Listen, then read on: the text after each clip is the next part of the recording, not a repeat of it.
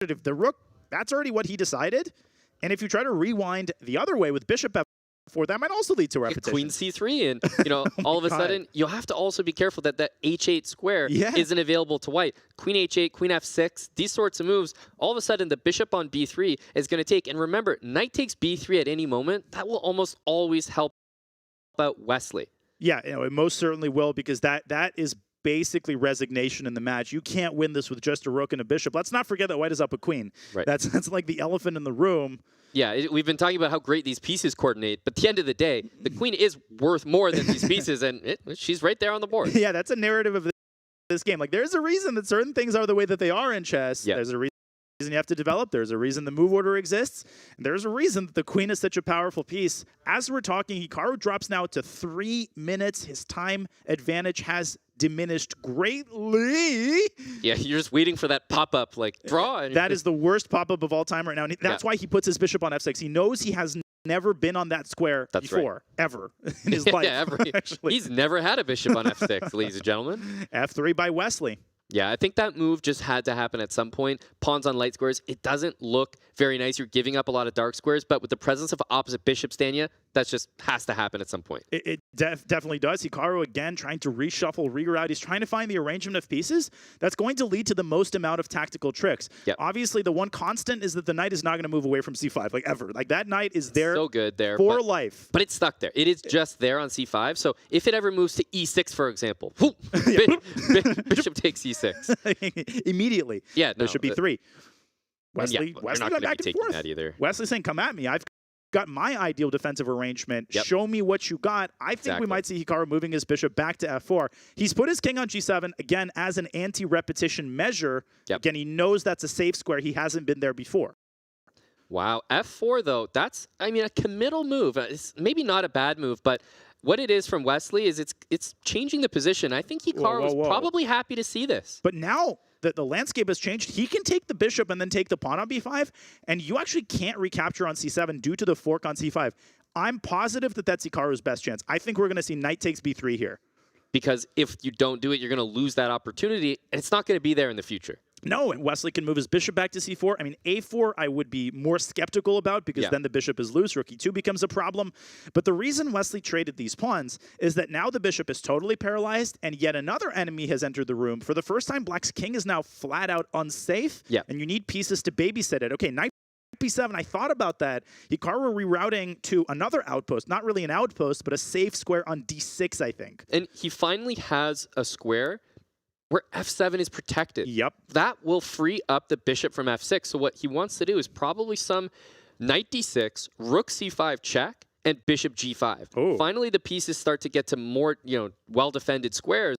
And yeah, it's actually going to be, well, careful of king to b3. Yeah, knight a5 check, so easy to miss. Wesley down to a minute. Hikaru has done what he wanted to do. Exactly. Wesley's clock continues to dwindle.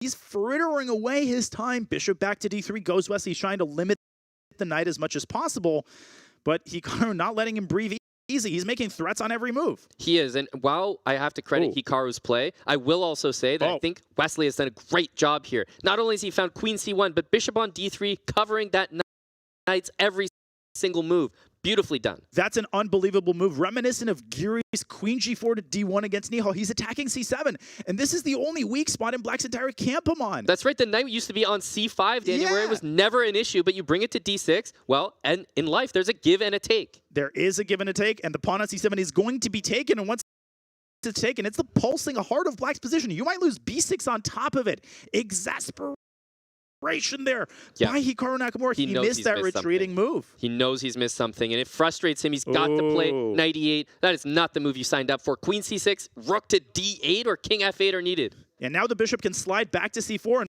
pressure the pawn on f7. Wesley should pull this out at this point. The only way I see him losing this is either on the clock or by missing a fork, or by getting overly nervous. He plays bishop f5. Maybe the rook should slide over to a4 and harass the a2 pawn. That's right. But these are one-move threats, Amon. At this point, Hikaru is basically resorting to making one-move threats and just hoping for a blunder. Not a bad strategy by any means. And 62,000 people are here with us, Danny, and we welcome all of you if you're just joining. But hopefully you've been here the whole time because this is an insane finish that we're seeing, a must-win game for Hikaru Nakamura as so many things going on in this position, Daniel. This is as hype as it gets. There's money, there is pride, there is everything on the line. Queen on A8 by Wesley.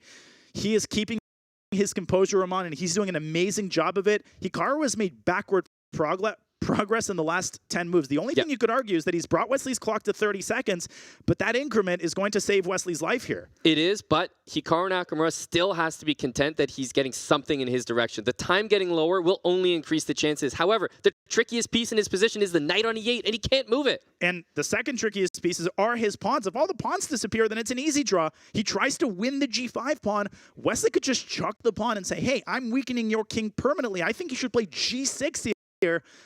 He goes Queen H1 instead. And that pawn can be taken. And look, if you're Hikaru Nakamura, you don't have time to look at all the repercussions of what will happen if I take. Well, if I don't lose a piece here, I want to take that pawn. No, you have to take that pawn. I think that added onus of having your passed pawn in F7 is going to contribute to the stress of defending this if you're Wesley, but his queen is as active as it's ever been. Yeah, and be careful of rook to E6. You don't want to play a move like, well, bishop E4 covers things, but yeah.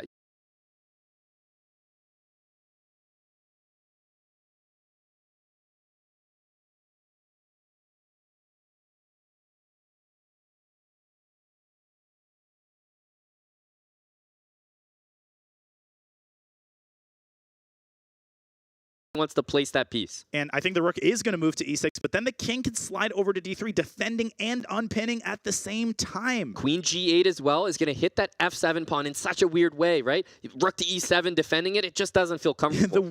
The way Wesley has used his queen to attack Hikaru's pawns has been so impressive. I'd also point to the move Bishop D5. Yep. That could combine with Queen G8 and just win the game outright. That's right. Bishop C6, Queen G8 also might tie black down the defense of that knight on E8 so much that you just can't move in order to win. Yeah, and Bishop E5, Hikaru again, he's trying to find that arrangement where he's defending everything and, you know, exerting pressure on Wesley's position. But that's such a tall order. I feel like you can do one or the other, but can he find a way to do both? Moves are going to be coming in rapid fire here, as this is the mark of a strong player. Can you coordinate three pieces that are often hanging all at once? And they are hanging. Wesley brings his bishop back to D3, his king all the way back to D1. Hikaru keeps trying. I think he's making some progress. Now the knight moves to D5. Amon, there's so many forks here. Get the queen and king. Get it out of there. In like a 6 seconds. Yeah, get them far away from each other. We need a long-term relationship 2 seconds. Here. Bishop E4, he's got to move. Oh my God.